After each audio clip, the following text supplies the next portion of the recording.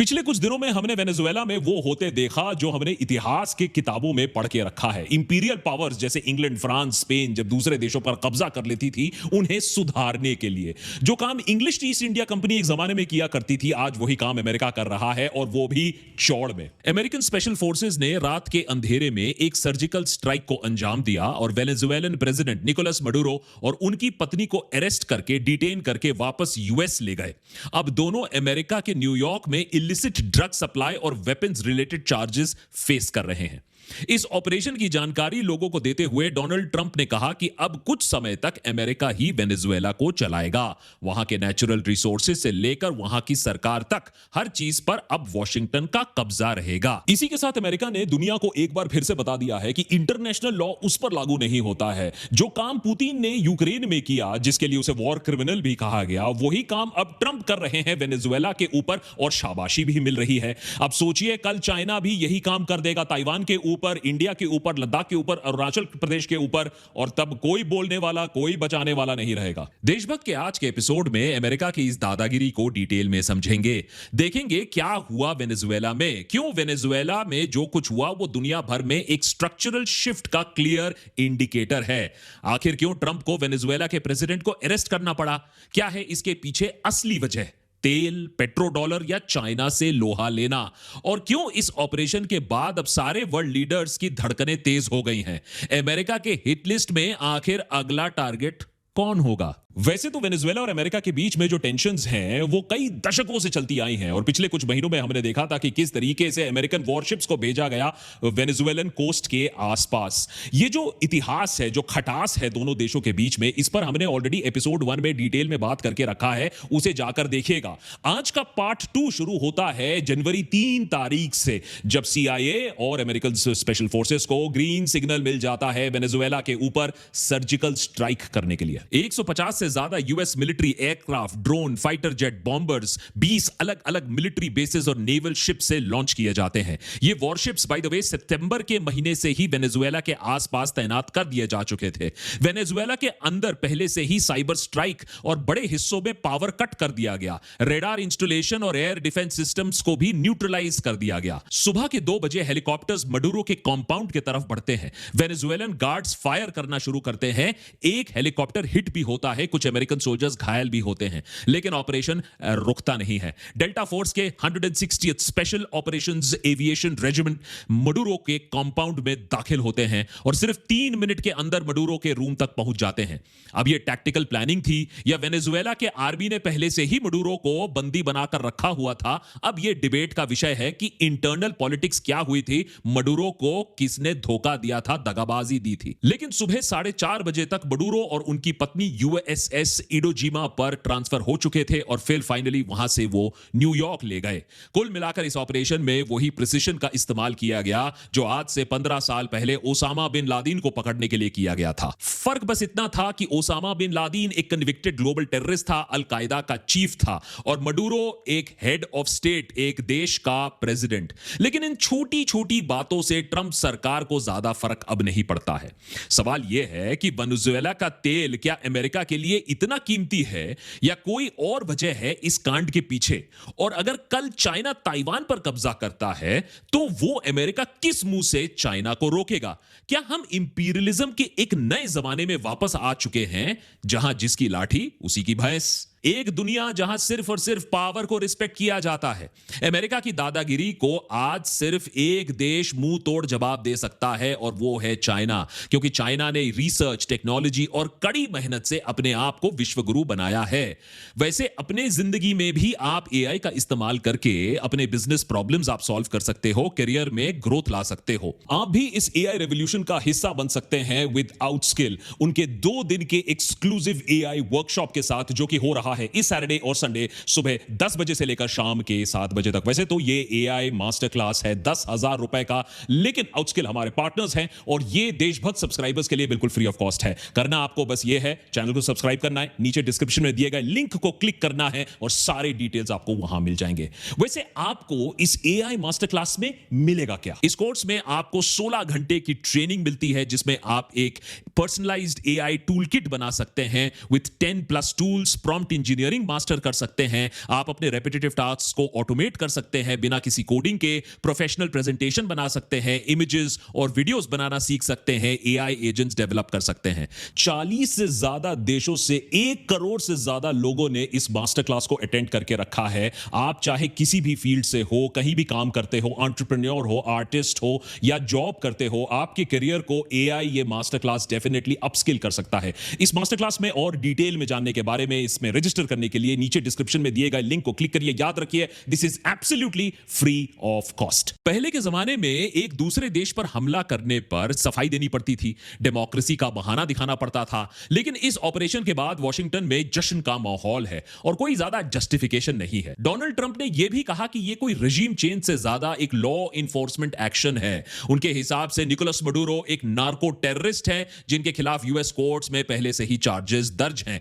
America ने बस एक क्रिमिनल को पकड़ा है, बस क्रिमिनल के साथ देश का खूब तेल भी निचोड़ा जाएगा, वो अलग बात है। We're going to be taking out a tremendous amount of wealth out of the ground, and it goes also to the United States of America in the form of reimbursement for the damages caused us by that country. आने वाले दिनों का road map देते हुए Trump ने कहा कि कुछ दिनों तक तो अब अमेरिका ही वेनेजुएला को रन करेगा, वहां के ऑयल सेक्टर को भी अमेरिकन कंपनीज ही संभालेंगी, इंफ्रास्ट्रक्चर रीबिल्ड की जाएगी, वगैरह वगैरह। वहां भी अच्छे दिन आने वाले हैं। सच में क्या होने वाला है आपको और हमें अच्छी तरीके से मालूम है। बड़े बड़े कंपनीज आएंगे, ढेर सारा पैसा लगाएंगे, खूब सारा तेल निकालेंगे और गोल्ड जैसे रिसोर्सेज को एक्सट्रैक्ट किया जाएगा। खूब मालामाल होने वाली हैं ये कंपनीज, अमेरिका को भी खूब सारा लाभ होने वाला है। वेनेजुएला की जो जनता है, अनफॉर्चुनेटली उन्हें इराक और लिबिया जैसा ही सिचुएशन फेस करना पड़ेगा। सालों तक पॉलिटिकल इंस्टेबिलिटी और ना उनके अच्छे दिन आने वाले हैं। और इसका अगर आप इतिहास देखें तो आपको ढेर सारा डेटा मिल जाएगा। साउथ अमेरिका में इतने कंट्रीज हैं जहां अमेरिका ने दखलंदाजी दी, सत्ता पलट की, डेमोक्रेसी का नाम लिया, लेकिन अंत में 99% केसेस में वही हुआ, एक ही रिजल्ट हुआ, और वो है कि अमेरिका का लूट चला और जो आम जनता है और देश में अराजकता ही फैली। फिलहाल अमेरिका का कहना है कि वो वेनेजुएलन वाइस प्रेसिडेंट और मडूरो की क्लोज सर्कल की लीडर डेल्सी रोड्रिगस के साथ बातचीत में है, उनके साथ वो काम करना चाहते हैं। लेकिन रोड्रिगस ने कम से कम कैमरा के लिए पब्लिकली तो ये बात एक्नॉलेज नहीं की है। उल्टा उन्होंने नेशनल टेलीविजन पर बचे खुचे मिलिट्री लीडर्स के साथ आकर अमेरिका के खिलाफ यूनिटी की बात की है, सॉवरेनिटी, एंटी इंपीरियलिज्म और अमेरिका को वर्ल्ड पुलिस बोलकर कंडेम भी किया है। लेकिन बैकग्राउंड में क्या डील चल रहा है, ये बात अभी क्लियर नहीं है। उधर ट्रंप को अपना नोबेल प्राइज तक डेडिकेट कर चुकी मारिया खोरेना अब सीन से गायब होती नजर आ रही है। ट्रंप को भले ही नोबेल पीस प्राइज ना मिला हो, लेकिन मारिया ने अपना नोबेल पीस प्राइज ट्रंप को डेडिकेट किया था। लेकिन लगता है ट्रंप ने उन्हें अपने दिल से माफ नहीं किया था। ट्रंप ने साफ कर दिया है कि मारिया खोरेना और उनकी पार्टी के पास उतना सपोर्ट नहीं है, उतने नंबर्स नहीं है कि वो ट्रांजिशन गवर्नमेंट को संभाल सके। आपको याद दिला दे, ये वही लीडर है जिन्हें मडूरो ने 2024 का चुनाव लड़ने से मना कर दिया था, डिस्क्वालीफाई कर दिया था। मारिया कोरेना की जगह उस साल चुनाव उनके राइट हैंड एडमुंडो गोंजालेस ने लड़ा। कई यूरोपियन नेशंस ने और यूएस ने ऑफिशियली यह माना था कि 2024 का इलेक्शंस असल में गोंजालेस ने जीता था, ना कि मडूरो। इसका मतलब यह है कि मारिया कोरेना एक्चुअली अगली प्रेसिडेंट बन सकती थी, रिप्लेसमेंट हो सकती थी। लेकिन अब ट्रंप ने लैक ऑफ सपोर्ट वाली बात करके मामले को और पेचीदा बना दिया है। अब सवाल यहां यह उठता है कि अगर मारिया खोरेना के पास वो रिस्पेक्टेबिलिटी नहीं है, वो नंबर्स नहीं है इंटरिम गवर्नमेंट को संभालने के लिए, बागडोर संभालने के लिए वेनेजुएला के, तो ऐसा कैसे हो गया यूरोप के तमाम देश और वेस्ट ने मारिया खोरेना को ही असली विजेता, उनके पार्टी को द विनर चूज किया था इन 2024, जो कि अब ट्रंप कह रहे हैं कि नहीं, उनके पास क्रेडिबिलिटी नहीं है, उनके पास नंबर नहीं है। और जहां तक बात रही डेमोक्रेसी की, अब तो कोई हिपोक्रेसी करने की कोशिश भी नहीं कर रहा है, क्योंकि मडूरो को हटाया गया है, उनके रजीम को वहीं बरकरार रखा गया है, उन्हीं के वाइस प्रेसिडेंट को चुना गया है। ट्रंप चाहते हैं कि उसी रजीम के साथ धंधा किया जाए। तो बात पैसे की है या बात डेमोक्रेसी के है, इतनी साफ तरीके से शायद हमने पहले रजीम चेंज नहीं देखा था कि अब तो कोई एक्सक्यूज और जुमला भी नहीं मार रहा है। मडूरो एक डिक्टेटर था, इस पर कोई डिबेट नहीं है। डिबेट इस बात पर है कि अमेरिका के पास क्या हक है, क्या अधिकार है कि एक दूसरे देश में जाके इस तरीके से वो हमला कर ले और अबडक्शन कर ले। दुनिया भर में इस बात को लेकर चिंता है। अमेरिका की इस हरकत को चाइना ने इंटरनेशनल लॉ का ब्लेटेंट वायलेशन बताया है। रशिया ने भी सिमिलर टोन में यूएस पर कड़े सवाल उठाए हैं। यूरोप अभी तक अनडिसाइडेड है। कुछ कंट्रीज न्यूट्रल स्टांस रख रही हैं, कुछ ने मडूरो के रिमूवल को सपोर्ट किया है, लेकिन फ्रांस जैसे देशों ने अमेरिका को कहा है कि वो पावर वेनेजुएलन ऑपोजिशन को ट्रांसफर कर दे। भारत ने इस पूरे मामले में अभी तक कोई ज्यादा कंसर्न नहीं दिखाया है। अभी तक हम अनडिसाइडेड हैं कि फौ अमेरिका के खिलाफ कुछ बयानबाजी करे ना करे, क्योंकि अगर कर दिया तो कहीं 25% टैरिफ और ना लग जाए। वेनेजुएला पर आक्रमण के ऑफिशियल कारण या एक्सक्यूजेस तो आप सुन चुके होंगे, democracy, dictatorship, drug trafficking, narco terrorism, law enforcement. लेकिन अब ट्रंप सच बात भी बयां कर रहे हैं कि असल में बात तेल की है। अब ये कम से कम अच्छी बात है। इराक की तरफ वेपन्स ऑफ मास डिस्ट्रक्शन का झूठ तो नहीं बोला जा रहा है लोगों को, लेकिन अगर आप थोड़ा सा और स्टडी करोगे तो आपको समझ में आएगा तेल के अलावा बात पेट्रो डॉलर की है, बात सोने की है, बात स्ट्रेटेजिक इंटरेस्ट्स की है। सबसे पहले तेल की बात करते हैं। वेनेजुएला के पास दुनिया का सबसे बड़ा प्रूवन ऑयल रिजर्व है, 300 बिलियन बैरल से ज्यादा, सऊदी अरेबिया से भी ज्यादा। लेकिन आयरनी यह है कि flawed socialist politics, sanctions, mismanagement और टेक्नोलॉजी शॉर्टेज की वजह से वेनेजुएला अपना ऑयल खुद इफेक्टिवली जमीन से बाहर नहीं निकाल पाया है। ट्रंप ने यह बात खुद प्रेस कॉन्फ्रेंस में बोली है कि अमेरिकन कंपनीज वहां जाएंगी, बिलियंस ऑफ डॉलर्स इन्वेस्ट करेंगी, इंफ्रास्ट्रक्चर को फिक्स करेंगी और प्रोडक्शन बढ़ाएंगी। मतलब यह कोई हिडन एजेंडा नहीं है, ये ओपनली अब बोला जा रहा है। और ऑयल सिर्फ एक कमोडिटी नहीं है। ऑयल का मतलब है लीवरेज, ऑयल का मतलब है जियोपॉलिटिक्स, ऑयल का मतलब है ग्लोबल प्राइसिंग पावर। और यहां हम पहुंचते हैं दूसरे लेयर पर, पेट्रो डॉलर सिस्टम। 1970s के बाद दुनिया में ऑलमोस्ट सारा तेल का ट्रेड यूएस डॉलर में होता है। चाहे इंडिया ऑयल खरीदे, चाहे चाइना, चाहे यूरोप, पेमेंट डॉलर में होती है। इस वजह से दुनिया का हर देश हमेशा से डॉलर की जरूरत में रहता है, जिसकी वजह से डॉलर वर्ल्ड रिजर्व करेंसी के तौर पर बन गया है। इतना ही नहीं, इसका मतलब यह भी है कि अमेरिका जब चाहे किसी भी देश को डॉलर सप्लाई बंद करके उसे अपने घुटनों पर ला सकता है, उसे मजबूर कर सकता है। मतलब अगर तेल चाहिए तो पहले डॉलर लेकर आओ, और अगर डॉलर चाहिए तो अमेरिका का फाइनेंशियल सिस्टम में हिस्सा बन जाओ। प्रॉब्लम तब आती है जब कोई देश बोलता है कि हम डॉलर में ट्रेड नहीं करेंगे। वेनेजुएला ने यह काम शुरू कर दिया था। चाइना के साथ युआन में ऑयल ट्रेड हो रहा था, रशिया के साथ नॉन डॉलर अरेंजमेंट, ईरान के साथ बार्टर स्टाइल एनर्जी डील। अब यूएस के बैकयार्ड में बैठा कोई देश यूएस डॉलर की अथॉरिटी को बाईपास कर रहा हो, यह बात भला यूएस कैसे बर्दाश्त कर सकता था। आज नहीं तो कल जो हुआ वो होने ही वाला था, और यह कोई पहली बार ऐसा अमेरिका ने नहीं किया है। हिस्ट्री हमें एक अनकंफर्टेबल पैटर्न दिखाती है। अगर आप अर्ली 2000s में देखो तो इराक ने ऑयल यूरो में बेचने की बात की। कुछ ही सालों के अंदर वहां भी यूएस ने तख्ता पलट कर दिया, डेमोक्रेसी का बहाना देकर। लिबिया के मुअम्मर गद्दाफी ने भी गोल्ड बैक अफ्रीकन दिनार प्रपोज किया, यूएस ने वहां भी बैंड बाजा कर दिया। फाइनली ईरान ने डॉलर बाईपास करने के तरीके ढूंढे तो ईरान पर भी बम बरसा दिए गए। अमेरिका इन सब देशों पर अटैक सिर्फ और सिर्फ पेट्रो डॉलर सिस्टम को चैलेंज करने की वजह से कर रहा है, यह कहना मुश्किल है, लेकिन यह इसका एक बहुत बड़ा कारण जरूर है। जब कोई कंट्री डॉलर डोमिनेंस को चैलेंज करता है तो वो सिर्फ इकोनॉमिक डिसीजन नहीं होता है, वो एक जियोपॉलिटिकल डिक्लेरेशन होता है, और यूएस फिर उसे उसकी जगह दिखाने के लिए मजबूर भी हो जाता है। अब आते हैं इसीलिए तीसरे लेयर पर, जियोपॉलिटिक्स। क्या अमेरिका की दादागिरी के चलते और कोई देश उसके इलाके के आसपास भी भटक सकता है?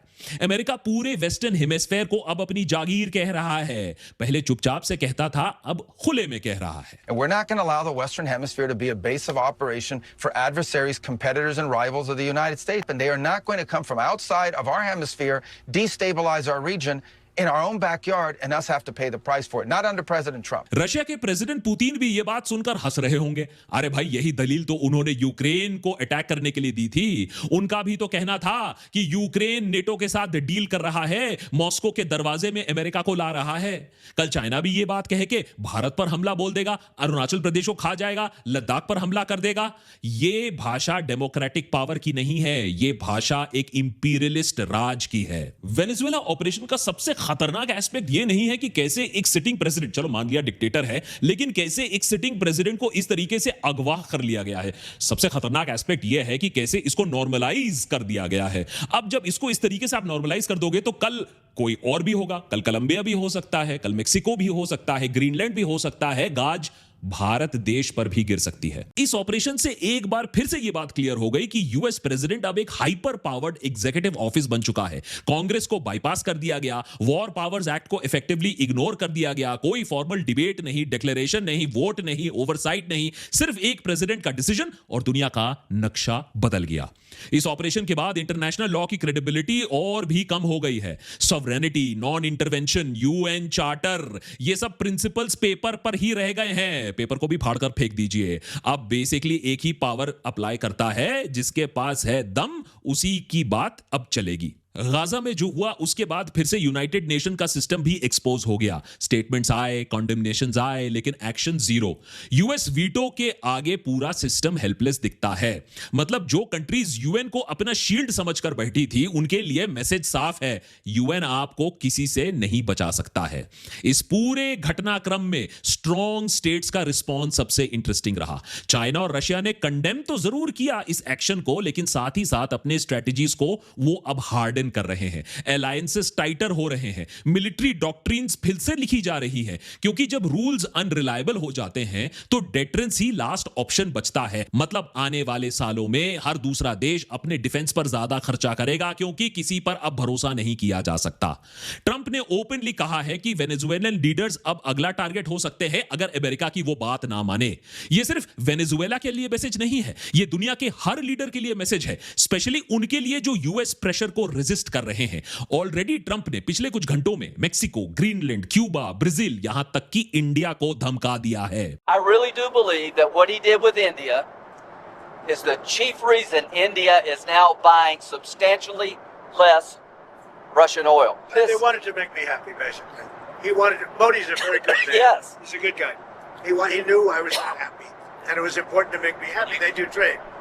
Yeah. And we can raise tariffs on them very quickly. सोचो उस इंडिया ने जिसने दशकों से अमेरिका का साथ दिया है। सोचो उस मोदी सरकार ने जिसने हमेशा ट्रंप को अपना दोस्त माना है, उसे इतनी बुरी तरीके से आज लताड़ा जा रहा है। और यह इसलिए है क्योंकि हमने अपनी स्ट्रेंथ नहीं बनाई है, हमने अपनी कैपेसिटी नहीं दिखाई है। क्योंकि इस न्यू एज इंपीरियलिज्म में पावर लॉ को फॉलो नहीं करता है, पावर लॉ को लिखता है। तो अगर इस वेनेजुएला कब्जे के बाद किसी ने ट्रंप को नहीं रोका, तो अगला नंबर किसका? वेनेजुएला के बाद सबसे अहम सवाल यह नहीं है कि अमेरिका क्या कर सकता है, अब सवाल यह रह गया है कि अमेरिका क्या करने से हिचकिचाएगा।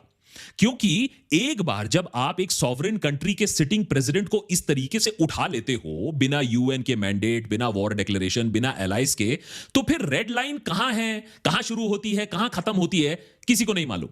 सबसे पहले ऑब्वियस लिस्ट जो अब ट्रंप नेक्स्ट टारगेट हो सकता है वो है क्यूबा और ईरान। क्यूबा दशकों से पहले से ही यूएस प्रेशर के अंडर आ चुका है, उनकी इकोनॉमी फ्रेजाइल है, सैंक्शंस ऑलरेडी मैक्स आउट हो चुकी है, मिलिट्री रिस्पांस उनका कुछ खास रहेगा नहीं। अगर Venezuela low risk high reward target था, तो क्यूबा तो उससे भी ज्यादा एक्सपोज्ड है, कोई ज्यादा दिक्कत नहीं आएगी ट्रंप को। ईरान ज्यादा कॉम्प्लिकेटेड मामला है, मिलिटरीली वो स्ट्रांग है, रीजनल एलाइज हैं, लेकिन ऑयल, नॉन डॉलर ट्रेड और सैंक्शन बाईपास मैकेनिज्म्स ईरान ने जो किए हैं, उसे वो अमेरिका के रेडार पर कंटिन्यूअसली रखे आया है। ट्रंप ऑलरेडी वार्न कर चुका है कि अगर ईरान में जो प्रोटेस्ट हैं उन्हें वायलेंटली सप्रेस किया जाए तो अमेरिका रेस्क्यू के लिए आ सकता है।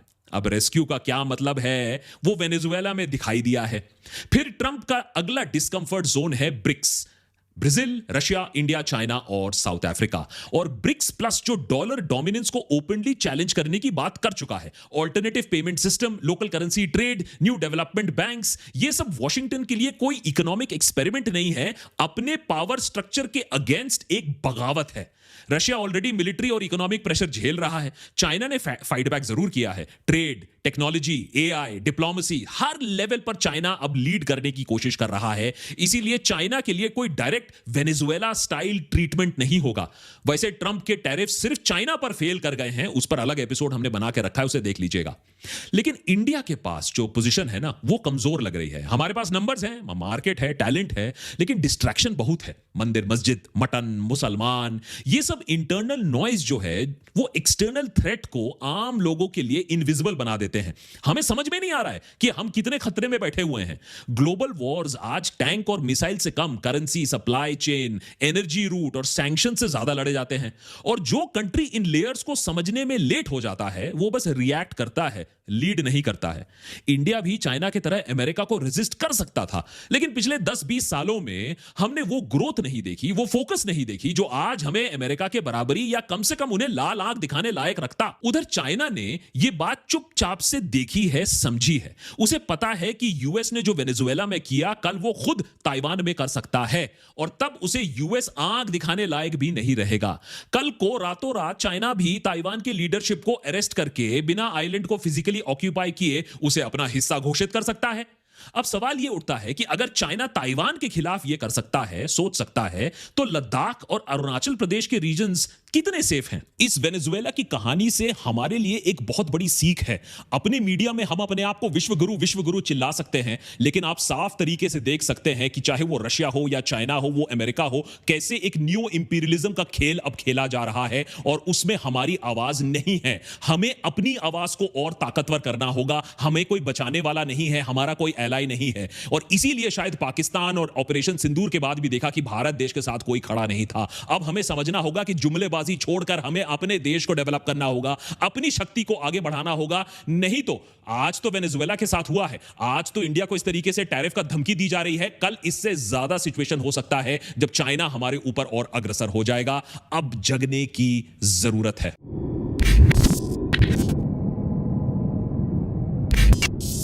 Quick thanks to Outskill for making this detailed episode possible. Outskill का लिंक मैंने नीचे देके रखा है। 2 दिन का वीकेंड AI ट्रेनिंग प्रोग्राम है। इस मास्टर क्लास में और डिटेल में जानने के बारे में, इसमें रजिस्टर करने के लिए नीचे डिस्क्रिप्शन में दिए गए लिंक को क्लिक करिए। याद रखिए, this is absolutely free of cost.